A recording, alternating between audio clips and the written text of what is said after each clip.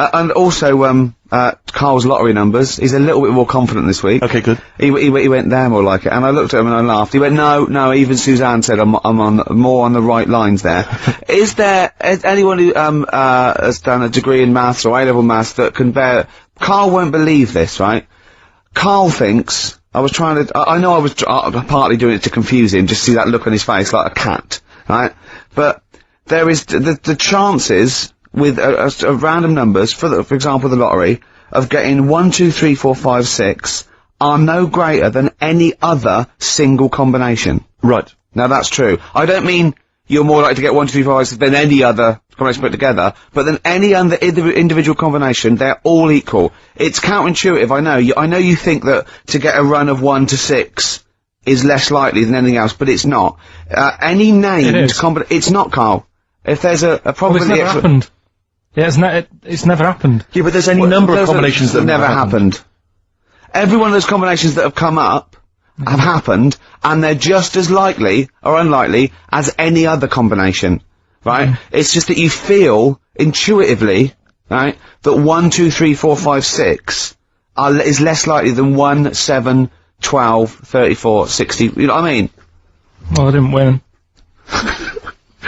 Play record. Okay. Wu-Tang Clan, Uzi, on XFM 104.9. Well, here we are, the day before St. Patrick's Day. Oh, hooray! Brilliant! Guinness, etc. I hate English people, I should say, who are obsessed with celebrating St. Patrick's Day. You know, all crazy, it's like Chris Evans used to rave on about it. We're going to Dublin, we're gonna get drunk, wow. It's like, it means nothing to I think XFM just did that to me. Well, yeah, exactly. Just as bad. Careful, they are employers. You don't want to annoy them. What would we do without this? Well, that's true. Yeah, have an enjoyable Saturday. No, this is my favourite 2 hours. You like this, don't you? Well, I don't know. We can't do this through May and June. No, we'll be gone. We've got to record the second series of The Office. What are we going to do, Carl? What are you going to do on a Saturday? Host a show yourself? Doing it on my own. Yeah. You are not. Are you seriously thinking of it? Have they asked you to do everything you... Why would you not think about it? Because I've been there, done that. Next challenge, please! Oh dear. Do you know what St. Patrick did? Why he was revered as a saint and everything? What was he famous for in Ireland? He rid Ireland of something. I don't know, but I bet he started off with something odd happening in his life. What, you think he had asthma or something as a kid? They all do. And he took it out on what, though? What did he do? Exactly, he took it out on something. What did he do? What did he rid Ireland of? St. Patrick. St. Patrick. This is why we're gonna get crazy and drunk tomorrow. This is why we're also happy to celebrate his anniversary, or whatever it is we're celebrating. This is that's why we have a crack. Yeah, this is why we don't bother to celebrate, the birthdays of James Joyce, one of the great novelists of this century, or Samuel Beckett, one of the great playwrights. We actually celebrate this man, St. Patrick, the man who did what? Don't diss him. He did a good job of it as well, because there's none there now. There are none of these in Ireland. So, he rid Ireland of something. Come on, Carl. Think of something. Just give us an answer. He went round on a horse whacking them and... He went on a horse whacking them. Yeah. What was it, Carl? What did he rid Ireland of? Went on a horse. Foxes. I don't know. No, you're on the right lines. On the right lines. It was an animal. Oh. Bears. Yes, it was. Yes, it was bears. Wow! It was snakes. Right. And there are no snakes in He Ireland. rid Ireland of all the snakes. Yeah. Who did it here then? Because there isn't that many. Well, I think he had a stab at it over here as well, but got tired and went back. Yeah. That's why there's just a few snakes here. Is it true that there are no snakes in Ireland? I think it is. I think if someone called it... And what is there any historical evidence for St. Patrick ridding them of... I mean, how did he do it? Was it like the Pied Piper? See, I'm not convinced that he did go around killing snakes, but there are no snakes in Ireland, and that's... Yeah. I don't think the ins and outs. If someone knows the ins and outs, we had a few, probability experts and statisticians and maths graduates confirming that indeed I was correct, that the probability of 1 to 6 in a row is no more or less likely than any other single combination in a totally random selection of balls. Which brings us back to Hitler, doesn't it? Because he only had one, didn't he? Well, coming up, we'll be asking Carl all about Hitler, the education of Carl. He's done Rasputin, he's done Che Guevara.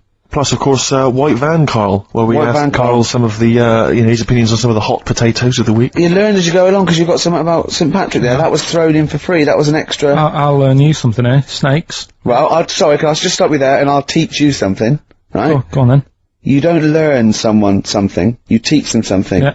It's not, one's passive. You learn... Ricky, I'm sorry, mate, but I don't think you should be teaching people how to speak or use grammar. I just don't think it's appropriate. It's like, it's embarrassing, frankly. Because there's so many errors that you're making. It's like, where to start with you? Oh. Snakes, right? You're talking about snakes. Yeah. A lot of snakes are born with 2 heads. It's like a familiar type thing that happens to snakes. Okay. Yeah. They take it for granted, don't they? Right. Snakes born 2 heads, they'll fight each other for food, even though it's going in the same body. Isn't that weird? Mm. Were there kids at school that you went to who had 2 heads? The snake twins. Yeah. From Moseley. Oh, there was kids at your school with 2 heads, was that right? What? No, they had big heads. Oh, they had big heads. And webbed hands, but they weren't related. And they weren't friends, because that would have been too obvious, Yeah. he said. Yeah. Oh, Steve, listen, before you came in, right, I sneezed a couple of times, so if I'm allergic, I've still got a bit of a cold. And I said, oh God, he went, bloody hell, I was like, sorry. And he went, you know you can't sneeze with your eyes open. I went, yeah. And then he was obviously thinking to himself still, and after a pause he went, would your eyes really fly out? And I started laughing. He went, no, because has anyone ever done that, do you think? Has anyone ever held someone down, torturing them, and held their eyelids open and gave them pepper and see if their eyes would fly out? And he said, and then he went, I'm just looking at him again, the silence, and then he went, of his own accord, he just went, I can't see it happening. Your song here, Ricky. Oh, this, Bowie. Sorrow. Beautiful. Sorrow by David Bowie. I got that on a compilation today, but I think it's originally off the Pin-Ups album, the one we did all the covers, 'cause he didn't write that, did he? That was the one with him and Twiggy on the front cover, isn't it? Right. I haven't had that for ages. I haven't got that. So, Sorry, you lost me. I don't know what you're talking about. are you reading a book there? No, I was just reading the brochure there, the programme, if you will, for the Television and Radio Industries Club Awards that we went to. Incidentally, we lost.